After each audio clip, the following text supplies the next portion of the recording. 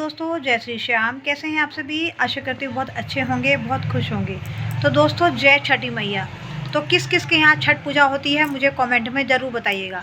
तो फ्रेंड, आज हम बात करने वाले हैं ऐसे ही है छठ पूजा में कुछ नियम के बारे में।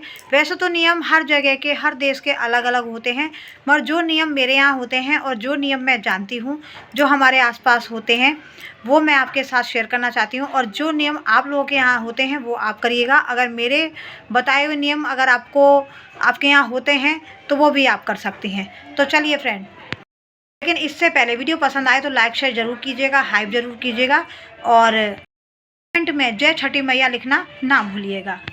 लोग जैसे जानते ही हैं कि छठ बिहार का बहुत बड़ा महापर्व है और अब तो छठ की छटा देश विदेश, यूपी बिहार हर जगह फैली हुई है।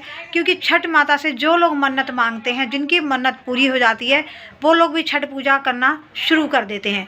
तो चलिए आज हम जानेंगे छठ पूजा में कुछ ऐसे नियम हैं जो बहुत लोग नहीं जानते हैं, कमेंट करते हैं, उनको नहीं पता होता है। तो आइए जानते हैं कि छठ पूजा में कौन कौन से नियम जो हैं हमें करने चाहिए।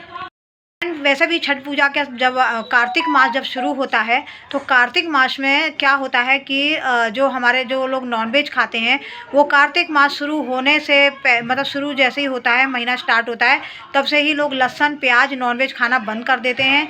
और उससे पहले बहुत सारे लोग ऐसे हैं जो गंगा जी स्नान करने जाते हैं, क्योंकि उन्हें छठ पूजा करनी होती है।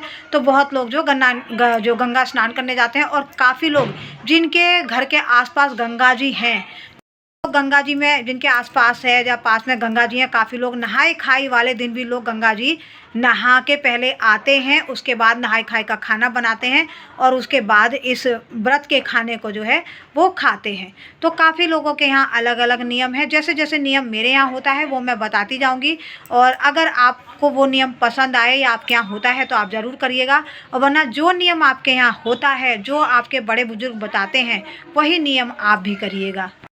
जैसा कि दोस्तों आप लोग जानते हैं कि छठ पूजा जो है 25 तारीख को नहाई खाई है, 26 तारीख को जो है खरना है, और 27 तारीख को शाम का अर्घ्य है, और 28 तारीख को सुबह का अर्घ्य है। तो आप अच्छी तरीके से समझ लीजिएगा। होता है कि जैसे बाकी व्रत जो होते हैं उसमें आपसे कुछ ऊंच नीच हो जाती है तो जो है आपको क्षमा जल्दी मिल जाएगी, मगर छठ व्रत में आपको ऐसी कोई गलतियां नहीं करनी है। बहुत सोच समझ के इस व्रत को करना होता है, नियम के साथ करना होता है और पवित्रता के साथ करना होता है। तो बहुत ज़्यादा जो है इस व्रत को बहुत ही सावधानी पूर्वक किया जाता है और श्रद्धा भाव से किया जाता है। क्या होता है इस व्रत में, क्या है, आपने जब व्रत में नई वो जो साड़ी पहननी होती है, वो आपको रखी हुई साड़ी नहीं पहननी है। आपने जो बिल्कुल कोरी साड़ी जो होती है, कोरी साड़ी ही इस व्रत में पहनी जाती है। पहनी हुई साड़ी इस व्रत में नहीं पहनी जाती है। दूसरी बात, जिस चूल्हे पे आपके यहाँ नॉनवेज बना हो, जिस चूल्हे पे आप रेगुलर खाना खाते हैं, और अगर आपका जो चूल्हा है आप उस पर नॉनवेज नहीं बनाते हैं और रेगुलर बनाते खाते हैं मगर नॉनवेज नहीं बनाते हैं, तो उस चूल्हे पे आप छठ मैया का प्रसाद जो है धो धा के बना सकते हैं। अगर उस चूल्हे पे आप नॉनवेज बनाए हैं या नॉनवेज बना के खाते आए हैं, तो आप उस चूल्हे पे बिल्कुल भी जो है छठ पूजा का प्रसाद नहीं बनेगा। उसमें या तो आप मिट्टी का चूल्हा बना लीजिए। वैसे तो नियम यही है कि मिट्टी का चूल्हा ही पहले बना करता था। जब जैसे ही दिवाली होती है लोग छठ पूजा का जो है चूल्हा बनाना शुरू कर देते हैं, और उसके बाद आपने क्या करना है, अब तो लोग नए गैस चूल्हे पे ही खाना जो है छठ पूजा का प्रसाद बनाने लगे हैं। तो आप या तो मिट्टी का चूल्हा बनाएं नया, उस पर प्रसाद बनाएंगी, या आप नया गैस चूल्हा स्टोव जो लेती हैं उस पर आप बना सकती हैं। मगर जिस चूल्हे पे जो पुराना चूल्हा है, चाहे नया चूल्हा है, अगर आपने उसमें नॉनवेज बनाया है तो उस चूल्हे पे आप माता का प्रसाद बिल्कुल ना बनाएं। कई बार छठ उठाना चाहते हैं, वो पूछते हैं कि हम इस बार छठ पर्व करें या नहीं करें। तो मैं आपको बता दूं, आप इस बार छठ पर्व उठा सकते हैं, बिल्कुल कर सकती हैं। लोग जो है खरना वाला व्रत, खरना वाला जो होता है छठ मैया, वो नहीं करते हैं। काफ़ी लोग जो लास्ट वाला जो होता है संध्या अर्घ और सुबह का अर्घ, वो भी करते हैं। तो वो लोग भी कर सकते हैं। नहाए खाए के दिन जो है, कल शनिवार है, नहाए खाए के दिन जो है काफ़ी जो है सर धो के नहाया जाता है। तो उसमें काफ़ी लोग बोलते हैं कि भाई शनिवार है तो हम सर नहीं धो सकते, मगर इस बार जो छठ मैया का जो दाल चावल और हमारे यहाँ जो घिया की सब्ज़ी बनती है, यानी नहाई खाई का जो दिन होता है उस दिन आपको बाल धोना ही पड़ेगा। तो आप शनिवार है, कोई बात नहीं, छठ मैया क्षमा करेंगी, त्यौहार है तो आप शनिवार को आपको बाल धोने पड़ेंगे, तो आप शनिवार को बाल धो सकती हैं। तो मैं आपको एक बात बता दूं दोस्तों कि अगर आपके घर में जैसे कोई छठ व्रती हैं और उनके घर में कोई बनाने वाला नहीं है प्रसाद, और अगर वो आपको बुलाती हैं कि आप जो है हमारा प्रसाद आके बनवाइए, तो सच बता रही हूँ मैं कि माता आपको जितना आपने मांगा नहीं होगा उससे ज़्यादा छठी मैया आपको देंगी। तो अगर आपको कोई भी व्रती बोलती हैं कि हमारी प्रसाद बनाने में हेल्प कर दीजिए, तो आप श्रद्धा भाव से आप उसकी हेल्प करिए, और उसके बाद देखिए छठ माँ का चमत्कार आपके साथ कैसा होता है। और देखिए बहुत लोग नौकरी के लिए मन्नत करते हैं, बच्चे के लिए मन्नत करते हैं, तो उनकी मन्नत यहाँ पे 100% पूरी होती है। बस श्रद्धा भाव की ज़रूरत है, और जिनकी मन्नत पूरी हो जाती है वो लोग भी, कोई भी जो जहाँ देश के हों वो भी जो है यहाँ पे छठ पूजा करने लगते हैं, क्योंकि उनकी छठ मैया ने मन्नत पूरी की होती है। तो अगर आपको कोई बोलते हैं कि साड़ी में फॉल लगा दो, या हमारा प्रसाद बनवा दो, या हमारे जो छठ व्रती के जो बर्तन वगैरह होते हैं पीतल के वो धुला दो, तो आप कभी मना मत कीजिएगा। अगर आपके पास समय है तो आप उनकी मदद ज़रूर कीजिए, आप उनकी हेल्प ज़रूर कीजिए, क्योंकि अगर छठ माता के नाम से अगर आप कोई कार्य को छूती हैं या कोई कार्य को करते हैं तो आपके सारे बिगड़े हुए काम ज़रूर बनते हैं, और आपके घर में सदा खुशहाली और माँ का आशीर्वाद बहुत जल्दी मिल जाता है।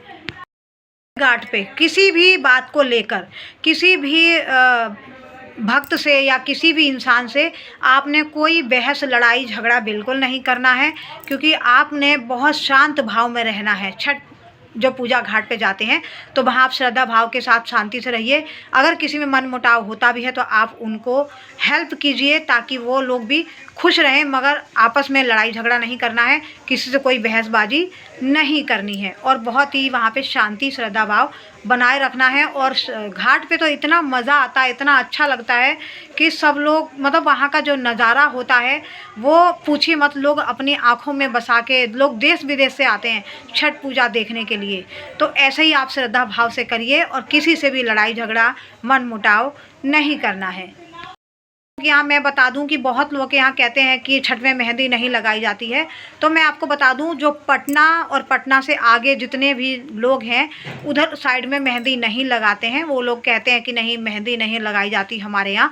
तो चलिए भाई, बहुत लोगों के घर ऐसा नियम है कि आप छपरा सिवान की तरफ आएंगे तो यहाँ पे सब लोग मेहंदी लगाते हैं।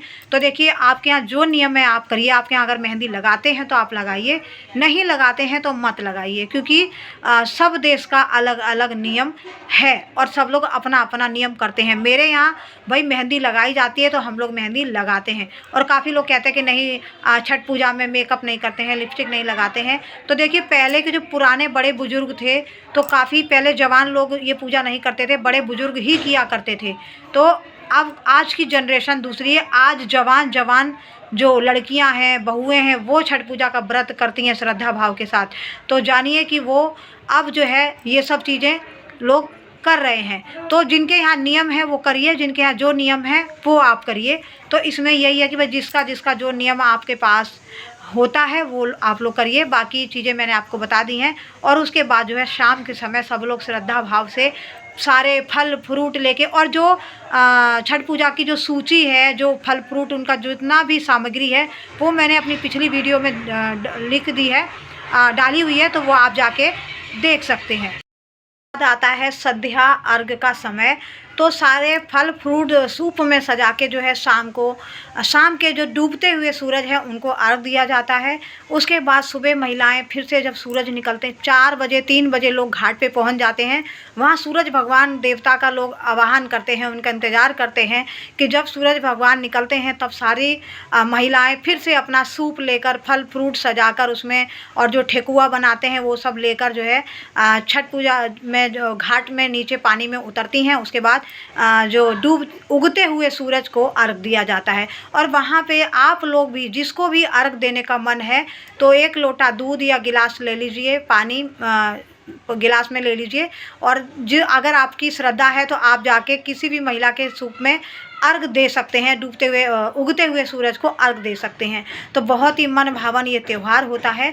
तो ऐसे ही कुछ नियम जो है इसमें करे जाते हैं, अपनाए जाते हैं और बहुत ही श्रद्धा भाव के साथ ये व्रत त्यौहार किया जाता है। तो इसीलिए ये हमारा महापर्व देश विदेश में मशहूर है, क्योंकि बहुत ही ज़्यादा इस जो व्रत की मान्यता है।